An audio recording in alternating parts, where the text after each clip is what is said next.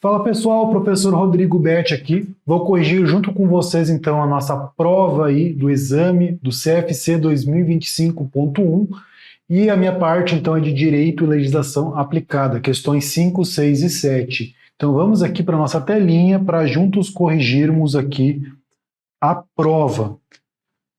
Questão 5. Avalie os princípios da administração pública que incluem a legalidade, a moralidade, a livre concorrência e a publicidade. São, de fato, princípios da administração pública os itens. Então, pessoal, aqui é uma questão que ele está cobrando um assunto de direito administrativo, né? Para quem não sabe, o nosso exame da ordem, ele tem essa matéria de direito e legislação aplicada, contemplando vários assuntos aí de direito. A gente vai ter direito administrativo, constitucional, tributário em especial, vamos ter também direito empresarial, civil, e as provas aí, elas comumente vêm aí trazendo assuntos aí de várias áreas do direito. Aqui, uma questão sobre direito administrativo, falando sobre a parte de princípios. Quando a gente começa a estudar o direito administrativo, a gente tem essa parte aqui de princípios aí que regem o nosso direito administrativo, e esses princípios aí, eles estão expressamente previstos no artigo 37 da Constituição Federal. A Constituição Federal, no artigo 37, vai dizer que a administração pública deve obedecer um monte de coisas. Além disso, deve obedecer aos seguintes princípios, e daí a gente tem o princípio da legalidade, da impessoalidade, da moralidade, da publicidade e da eficiência, formando o nosso famoso mnemônico LIMP. L-I-M-P-E. Então, nosso mnemônico LIMP. E aí a questão, ela explora diretamente se o aluno memorizou aí esses princípios, tá?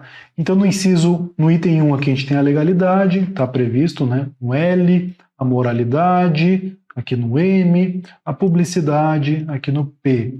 A gente não tem o princípio da livre concorrência. O princípio da livre concorrência é um princípio aplicado aí a outra área do direito, que vai falar da ordem econômica, não é relacionado à administração pública. Então, portanto, a gente tem a legalidade, a moralidade e a publicidade como corretos, item 1, 2 e 4 corretos. A gente tem então aqui a nossa letra C como gabarito da questão 5. Questão 6 já é uma questão agora sobre direito tributário. Direito tributário aí é a parte do direito que mais vem sendo cobrado nos exames do CFC, tá? Então, olha só. Questão 6. Entre as limitações ao poder de tributar previstos na Constituição de 88 estão os princípios gerais do direito tributário, que, além de estabelecer limites ao poder de tributar, garantem segurança jurídica e justiça fiscal. Sobre esse tema, assinale a correta. E aí ele vem em cada uma das alternativas falando de um desses princípios aí que devem ser observados no direito tributário, tá? A gente vai ter ali o princípio da anterioridade, o princípio da anterioridade nonagesimal, que é trabalhado na letra A. Na letra B vai falar do princípio da legalidade, C, princípio da isonomia, e D vai falar do princípio da irretroatividade. Todos esses princípios, eles também estão previstos na nossa Constituição Federal, e eles servem justamente para limitar esse poder de tributar do Estado. Então ele vai trazer algumas regras, como por exemplo o princípio da legalidade, não pode ter uma cobrança de tributo se não tiver amparo em lei. Princípio ali da irretroatividade, a gente não pode cobrar então tributo sobre fatos passados, então a gente não pode retroagir esses efeitos aí, cobrar tributo sobre fatos passados. Princípio da anterioridade, por exemplo, a gente não vai poder cobrar, então, um tributo ali no mesmo exercício com o qual ele foi instituído, justamente para as pessoas poderem se programar. E, bom, aqui, as alternativas, então, ela fala o seguinte, letra A, o princípio da anterioridade nonagesimal, que é um princípio ali que, na verdade, ele não é um ano, ele é 90 dias, estabelece que nenhum tributo poderá ser cobrado antes de ocorridos 90 dias da publicação da sua instituição ou majoração, exceto as contribuições sociais, que podem ser exigidas imediatamente. Quando ele fala exceto as contribuições sociais, ele está errado, porque a Constituição ela deixa muito claro que esse princípio é aplicado tanto quanto a impostos, tanto quanto contribuições sociais. Então, é aplicado, sim, para as contribuições sociais também. Letra A está errada. B. O princípio da legalidade tributária determina que nenhum tributo pode ser instituído ou majorado sem previsão em lei complementar. Quando ele coloca aqui lei complementar, ele está errado, porque a Constituição Federal deixa muito claro que é somente lei. Tá? Existem vários tipos de lei, existe uma lei ordinária, existe a lei complementar, entre outras espécies. A Constituição ela deixa muito claro quando ela quer que seja uma lei complementar, e a lei complementar ela tem um quórum de aprovação um pouco mais dificultoso e tudo mais. Em regra, é tudo lei ordinária que a gente trata. E não é diferente aqui, tá? No princípio da legalidade, a gente fala de uma lei, simplesmente, ou lei ordinária. Não é uma lei complementar, portanto, letra B também está errada. C. O princípio da isonomia garante tratamento igualitário a todos que se encontram em situação equivalente, sendo proibida qualquer distinção em razão da ocupação profissional ou função por eles exercida, independentemente da denominação jurídica dos rendimentos, títulos ou direitos. Pessoal, isso aqui está exatamente previsto aqui no artigo 150, inciso 2, da Constituição Federal. Então, olha só, quando a gente fala na nossa Constituição Federal, artigo 150, vai justamente trazer os princípios e as limitações aplicadas aqui ao poder tributário. Então, vão ter vários incisos, e o inciso 2 fala justamente isso aqui que está na letra C, tá? O inciso 2 ele vai trazer esse princípio da isonomia, de instituir um tratamento igualitário entre os contribuintes, né? E, portanto, é o nosso gabarito letra C. E a letra D vai falar que o princípio da irretroatividade veda a aplicação da lei ou ato ou fato pretérito, ainda que a lei seja expressamente interpretativa.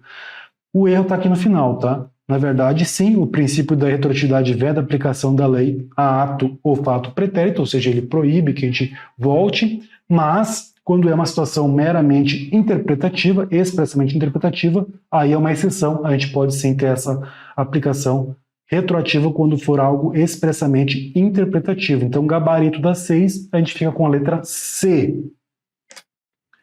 E a questão 7 vai falar o seguinte, que a empresa Alfa Indústria Limitada realizou, ao final do mês de julho, o levantamento de suas obrigações tributárias, verificando os seguintes tributos devidos. Então a gente tem aqui o ICMS, Imposto sobre Circulação de Mercadorias e Serviços, é um imposto estadual, incidente sobre as operações de venda cesadas no período.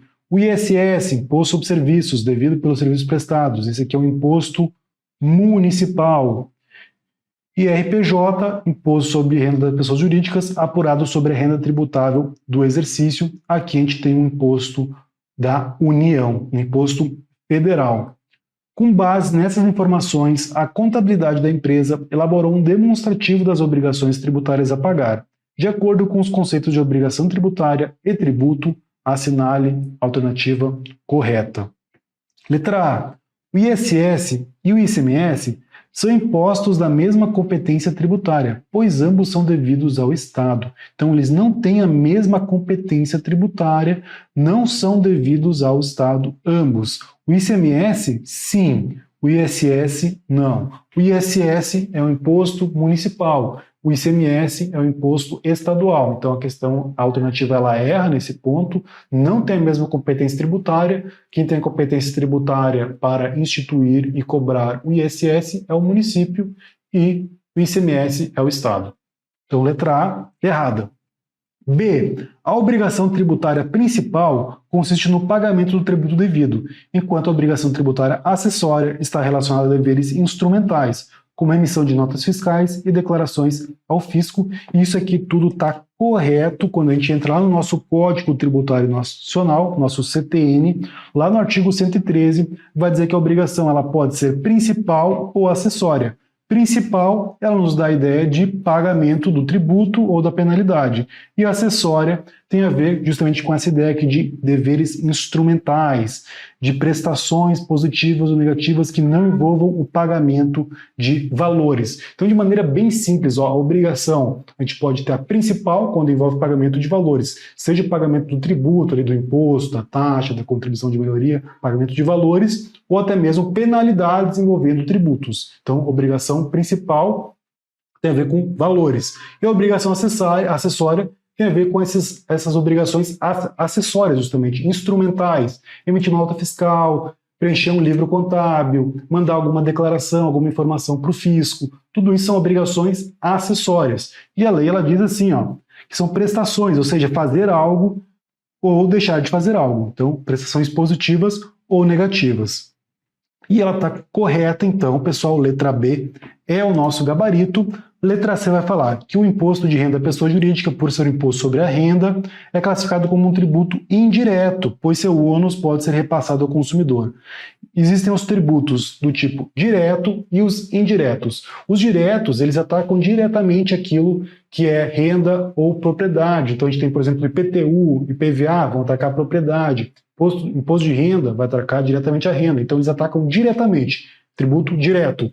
O indireto é quando tem toda uma cadeia de consumidores, ali, por exemplo, o ICMS, o ISS, que daí o tributo ele é indireto, né? O consumidor no final ele vai lá pagar aquele tributo, mas é a empresa ali que está, através de uma cadeia produtiva, gerando aquele fato gerador. Beleza, pessoal? Então, tributo indireto para imposto de renda? Não. Imposto de renda é um tributo direto, não indireto.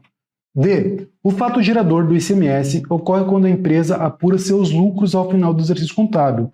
Não, o ICMS é justamente um imposto sobre a circulação de mercadorias e serviços. Então, quando tem a circulação de mercadoria, né, aí sim a gente tem o ICMS. O fato gerador do ICMS decorre da circulação, da comercialização de mercadorias. Aferir lucro é fato gerador do imposto de renda, não é do ICMS, portanto a letra D também está errada da questão 7, ficamos com o gabarito letra B. E aqui então terminou a correção dessas questões aqui da nossa prova do exame CFC 2025.1, e aqui eu deixo então a rede social do professor, tá? Rodrigo Bet _prof, esse aqui é o Instagram. Tem também um QR Code, caso vocês apontarem a tela, a câmera do celular aí vai levar para vocês para o Instagram do professor, para caso vocês tenham aí alguma dúvida a respeito de legislação, queiram trocar alguma ideia, esse é o canal então de contato direto aí que eu criei para com os alunos. Beleza, pessoal? Espero que eu tenha conseguido agregar um pouco aí de conhecimento para vocês e que vocês consigam então essa aprovação no exame do CFC, e até uma próxima oportunidade.